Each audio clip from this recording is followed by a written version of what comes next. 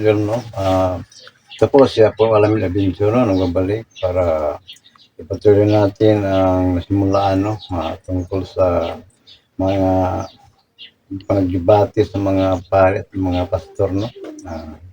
Yun alamin natin kung ano ba kaya ang totoo, no? Sa hindi pa yun ng mga idol, no?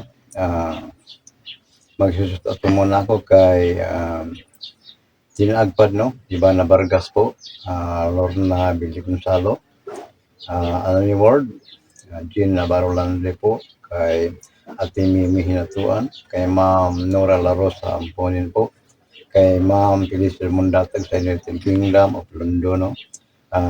Kay Mylene Alcario, no? At kay Rona Granada po. Sa lahat nga hindi ko nabanggit, no, dahil marami, no. Baka sunod mabanggit ko po yun. Ngayong araw nito mga idol, no, ako hingi ng tawad, no, dahil ang salita ko ng Tagalog mga idol, no, hindi ako masyadong marunong magsalita ng Tagalog, no. Dahil mayroong mga comments sa mga subscriber ko, sa mga viewers ko, no, nga ang sabi pa, no, na idol, apo, kung mari, no, please lang i-Tagalog mo po.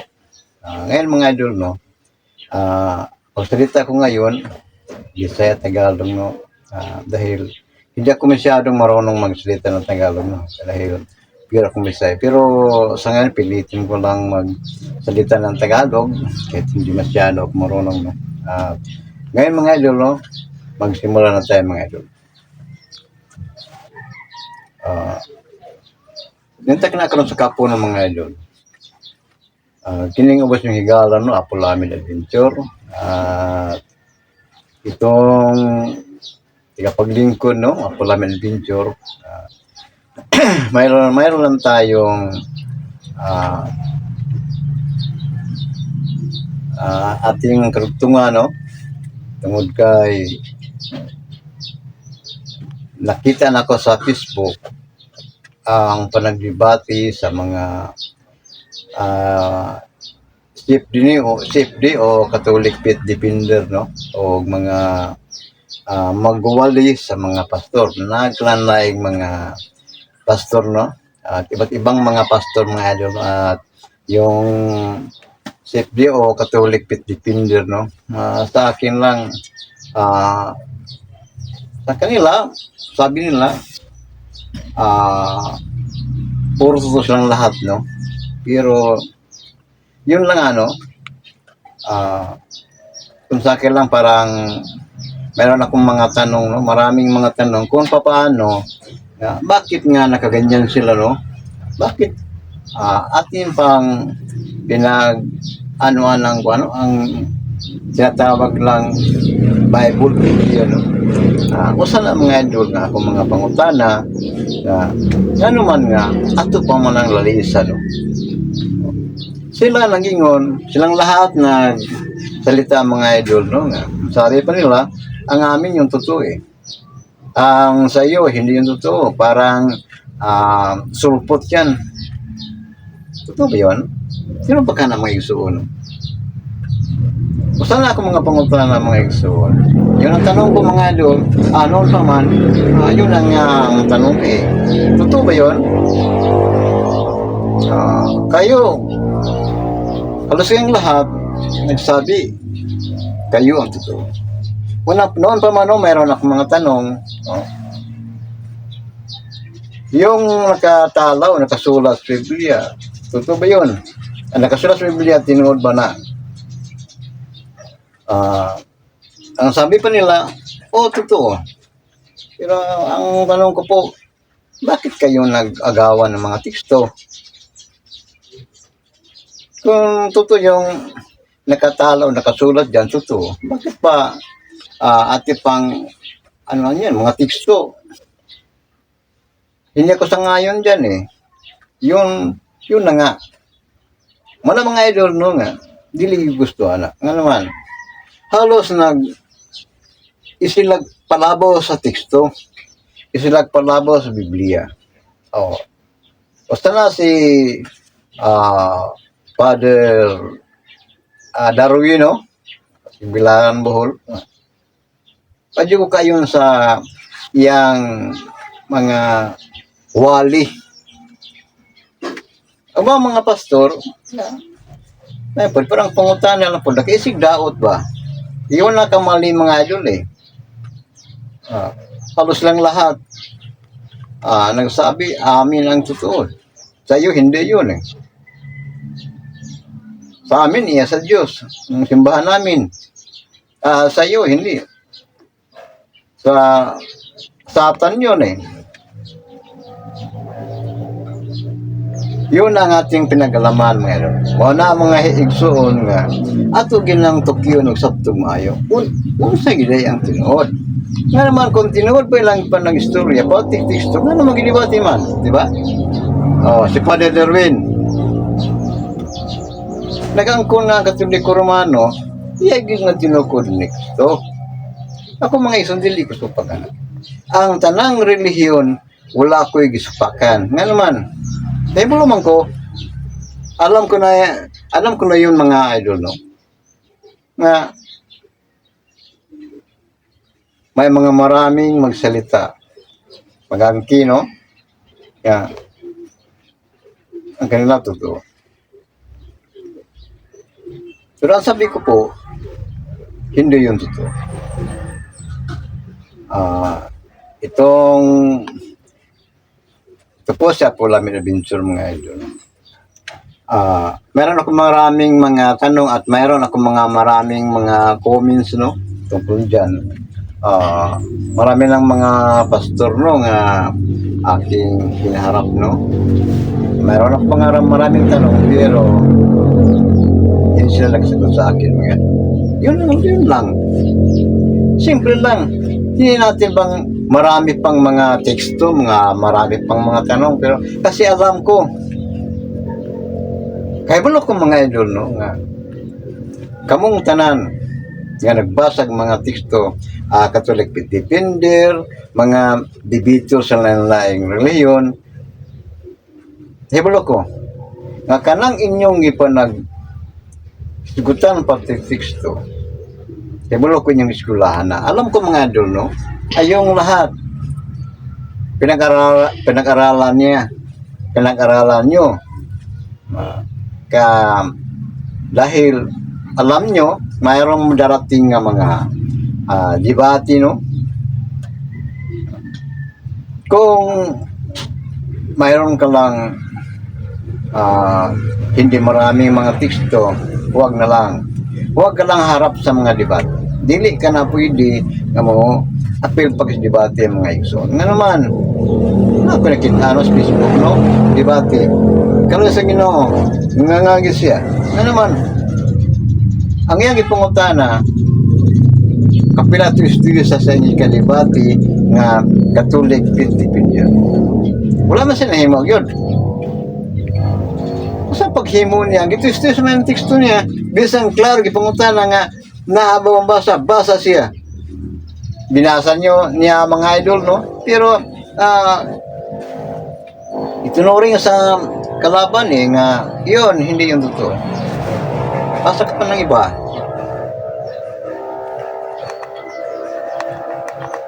Naglamano na sila ng mga igsoon.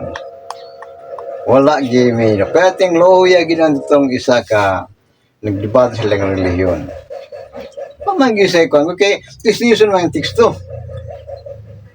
Pag yung tagay kong teksto, gibasahan, isa ra gyapon at balik-balik atong Catholic Defender mga iso. Gitwist-twist niya. Naaba na sa Biblia? Nandyan pa sa Bible dyan? Basa na po sa mga iso. Binasa na sa ibang panid mga idol, no? Pero wala siyang nagagawa. Palagi lang inikot-ikot sa Catholic Defender. Yun ang nasa isipan ko. Nasa akong nawala mga idol, no? Nga diwa gay sakto ginantaw nila. Pero wala ko magbanggit og reliyon, no? Wala ko magsaway sa mga reliyon. Nga naman, ang ako lang isawayan, ang nanggidibate. Nga pulos sila, isakto unta. Pero kanong, tison mo na siya, palagi iniikot-ikot mga idol, no? Nang, panalo ka lang sa debate kung mayroon kang marami mga teksto at marunong ka sa filosofi mga idol. Ang author sa Biblia mga idol, ang nagawa dyan sa lahat ng nakasulat dyan, ang author ay master philosopher. Yun na nga eh. Yun mga CFD, mga Catholic Filipino, yung mga debater po sa mga iba't ibang mga religion o religion sector ay kanilang ipinag-aralan dyan. At hindi ka marunong sa philosophy, hindi lang ka manalo sa debate mga doon. Wana mga igsoon, sa ako lang gikaingon, nga naaghat ko sa pag-apil, di yung pag-apil debate, kundi nag-apil ko sa ining sitwasyon kay akong ipasabot ko nung sa gilang tinaon. Kaya ko mga igsoon nga unta, no? Mag-abang mo sa akong mga, yun nga mga idol, no? Yun ang akin naisip nga silang lahat, no?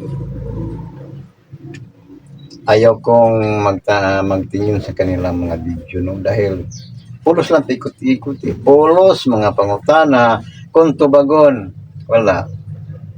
Kasi yun lang sa mga teksto. Muna ang kadakong sayop, yun ang malaking malaking malaking mali. Maraming pumapayag, no, sa kanilang mga debate niyo. Ang sabi, no, totoo yan, totoo. Pero sa mga tao nga nakasabot mga igsoon, mga idol, dili gid mo sugot ana. Sa manako. Tapos sa Abu Alamin Adventure mga idol, no, hindi papayag diyan. Payag. Dahil alam ko nga ang lahat ng sinasabi nila hindi totoo. Kung magsabi sila na mayroong magsabi ng totoo, pero maraming mga teksto nagsuporta. Imbis kayo ang totoo, gawin kang mali mga idol. So nakikita ko, no, sa mga debate, no, sa mga maraming mga CFD, no, at sa mga iba't ibang mga religious, no, mga religion, no. Yun ang nakagulo sa kanila mga idol. Ngayon, marami akong mga tanong. Kung ano katotoo ang sinasabi nila, totoo. Mga igsoon, sa ako nabati o ako nakita, sa ilang panaglibati, pulos sa mga pagpamatod, o sana, lang kapahulay, Sabado Domingo, ikaduha, si Kristo nagtukod og usa ka simbahan. Pero ganiha, ipamatod ani Father Darwino, nga tanan halos lahat nga mga pari, no, at mga pastor sa lahat nga naghawak ng Bible, no, halos lang lahat nagsabi nga ang lahat ng mga utos sa banal na Diyos nandyan sa Biblia. Una nga doon na pinapamatuod nga ang tanan ng sumasulad dito. Mayroong mga tanong mga idol. Tanong lang Catholic Filipino eh. Nga, yun ba nakatala dyan? Alin ang una? Simbahan o yung Bible? Maraming filosofi mga idol eh. Pero kung nalaman lang nila, kung nahibalaan lang, nasabtan lang nila mga igsoon, mga idol, no? Hindi na ipangutan na ito. Nga naman, bisang pag maguna ang relihiyon, bisang pag maguna ang Biblia. Sa ako lang, wala kay problema. Walang problema sa akin mga idol. Bakit? Dahil alam ko kung kahit saan ang naguna at pangalawa, pabaya ko lahat yan. Bakit? Alam ko na yun eh. Nahibalaan ako ng mga igsoon, mga idol. Nga. Bisa pag-asa maguna na, wala problema. Dili unta bagay pang pagkukuron ng mga teksto. Bisag nasulat, tuison gihapon ka.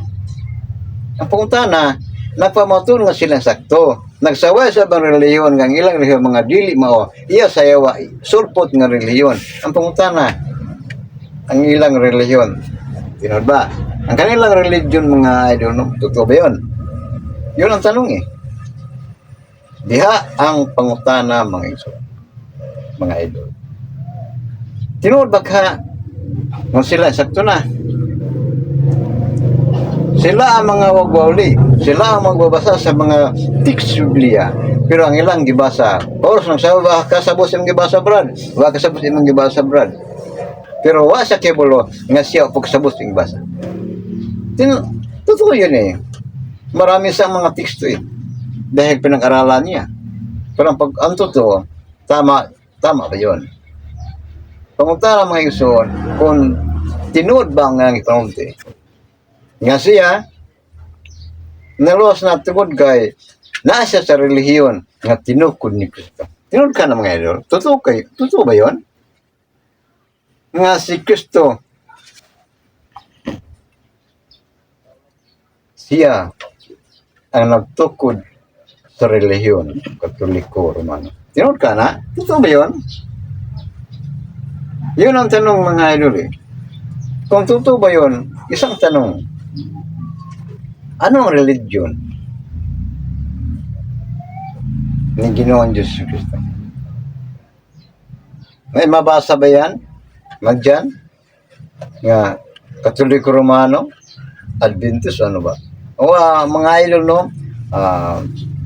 Ang sa akin, no? Komentaryo lang ako, mga idol. Comments lang ako. Wala akong problema kahit anong relihiyon. Dahil alam ko, tayong lahat, kailangan, mayroon tayong relihiyon. Yun ang nakamali sa kanila eh. Diha nakasip ng mga iso. Yan na ka na relihiyon na maluwas ka. Pero, dili sila kibalo mo pasabot kung nganong naluwas ka ng relihiyon na. Okay? Tama mo itong nag-angkon nga niya may ning relihiyon na naluwas na mi. Pero klaro hapong naon sa kang pagabutang naluwas ka. Asan lapit ang naluwas ka?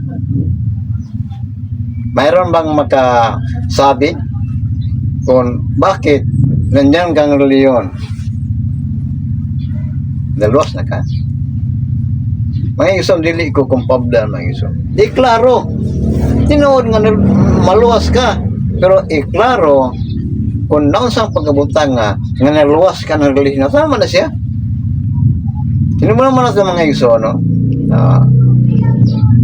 Dapat ating malaman kung paano nandyan kang relihiyon na luwas ka. Ito man ito. Alamin natin sa pagkisgot o kaluwasan, duha, material o spiritual. Muna wala nilang sabti. Yun mga idol, yun nga hindi nila alam kung paano. Dalawa mga idol. Una, pang-spiritual. Kalawa, pang-material. Ang tinod mga idol, no? Yun na to mga idol. Nasa pang mag-isigot ang naluwas ta anak ang relihiyon na naluwas ka lang sa material. Wa pa kay siguro sa spiritual. Nasa pagkabutang nga naluwas ka sa material. Kamo, mga Catholic faith defender, mga bisan kinsa nga nagulit ng Biblia nga andam sa debate. Pildi ko, kung doon ay makasaysay ninyo, kung nganong naluwas ka nga naa ka ng reliyon nagpasakop. Wala ko'y gisupakan sa reliyon mga idol.